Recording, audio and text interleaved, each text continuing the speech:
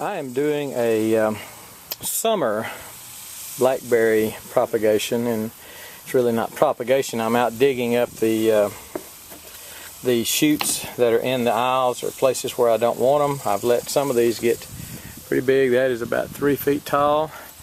I'm going to take off at least a third of this for two reasons. You're giving it some shock whenever you dig it up like this, and I got all the roots I could, especially on the big ones. I got all the roots I could. But I'm going to cut off, that's about a third right there probably, and I'll at least cut off that. And then it's got a little small stem here, and I'll cut a little off that, maybe a third off that. And the reason being, first of all, it'll be a little top heavy, and I may even cut a little bit more than that. That's sticking up. It's going to be sticking up about 2 feet out of the cup. It's going to be a little top heavy.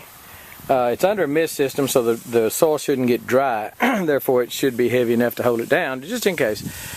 And if wind comes and blows it over, so I'm going to take that off in about another 3 or 4 inches, maybe 6 inches, probably right about there. And there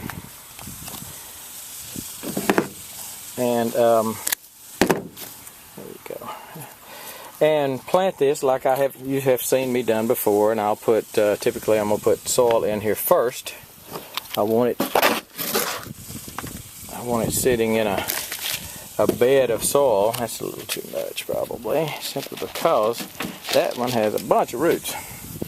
So I want to get the root in there all the way, and I'll hold it, or hopefully it'll hold itself, or I can do this with one hand.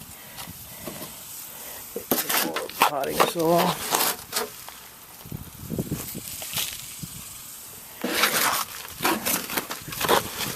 And it's an experiment in that I haven't done this in, I don't think I have done this in the summer before. So this is a little bit, especially since it's going to be mid to high 90s the rest of this week. A little bit of an experiment, and of course we're just now starting into August, so it's going to be hot the whole next month. We've had a cool spell that was wonderful, like most of the country did last week, and now it's getting back to August in Texas. So this is going to be an experiment of mine. Someone asked about, they had an opportunity to go dig up about 800 feet of blackberries before a guy tilled them all up, and so I told that person that I would be doing the same thing. They were asking about summertime and would it work? And so I said, well, I think it will. The smaller the plant, the better.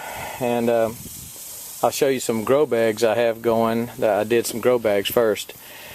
And so a smaller one, that's kind of 2-in-1. I hate to break those up because the roots are intertwined, so I'll have a twofer there.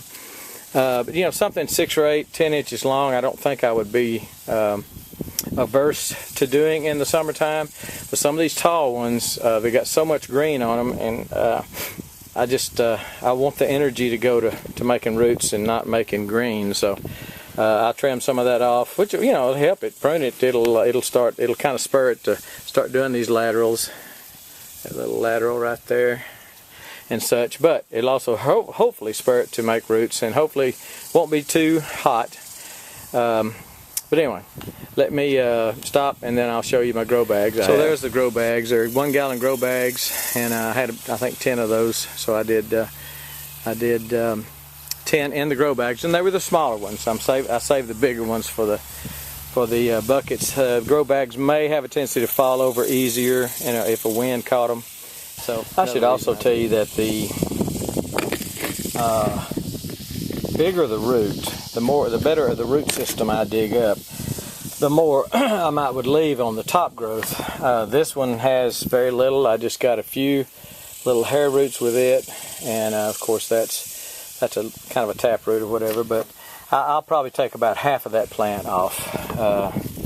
You can see it here. I'll probably take it off about right there, simply because it doesn't have a massive root system like some of these do. That one's not massive, but it is much better with all the little hair roots and stuff. And this little small one's got a nice, that's what I like to see, that that little T root with a bunch of hairs off of it. That's what I like to see. But anyway, thought I'd mention that also. Just go ahead and cut that off right there. I'm taking off, I may take it back a little more, right there. Because it just doesn't have as much extensive of a root system. Also, if you want to know a good way to, if you're working with black pots or any kind of pot, and you're having trouble labeling, I do have a video on a money-saving idea on a label system made out of window shades. But also get a white paint pen. That is called a paint marker, and the white works out real good on these, on black or brown or whatever, and it'll stay there for a long time. I've got some probably 2 years old that still have stuff written on them. So 2 tips: watch your root system. Don't give it much top growth if you have a slider root system, and also get you a paint pen. I'll put a link to a paint pen on Amazon below the video, so look down there for it. But that's what I use on anytime I'm marking a pot. That's what I'm going to use. And if I'm marking my window shade little things, and I'll show you that. I hate to walk because I know you see I'm shaking the camera and a pan. I'm making you dizzy. I'm getting drunk, dude. Okay, but anyway. All I did was that is just a piece of a window shade. Those Venetian blinds, I believe they call them blinds. Little, probably a 1-inch blind. And to the grow bags, I just stapled it to the grow bag. Just cut off a little piece of it, maybe 3 inches long for the grow bags. About 3 inches long, stapled it to the grow bag. That worked great. And then the other bigger ones I have are like that. I'll make them maybe a foot long, you know, something like that, so they'll stand up good and tall, and I can read it from where I need to read it from. Anyway, that's another good tip, is use those blinds, mini blinds. That's what they are, mini blinds. And use the mini blinds and to mark your stuff, or write on them with the paint pen. That's a good tip.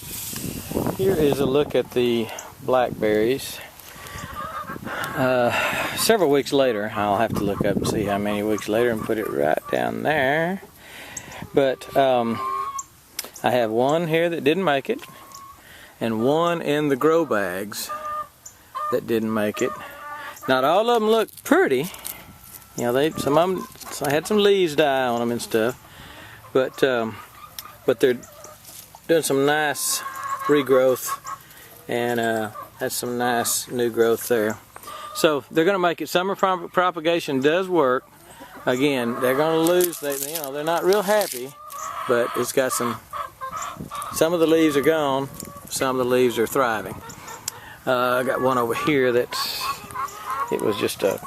I don't know why I did that. It was evidently a big one. These are all 16, 18 inches long, but it's got some real nice growth, new growth there, and starting one there. So that's going to do well too. Again, you know, some of them, they lost some of the leaves they had when I first dug them up, but they're doing real well. And I only had one of these in the grow bags that didn't make it.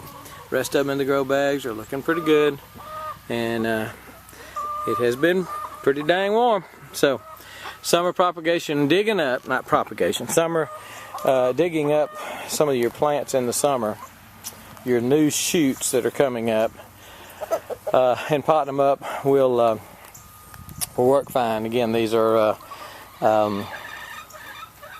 thornless, a thornless variety, and I'll use some of them and have some of them for other people.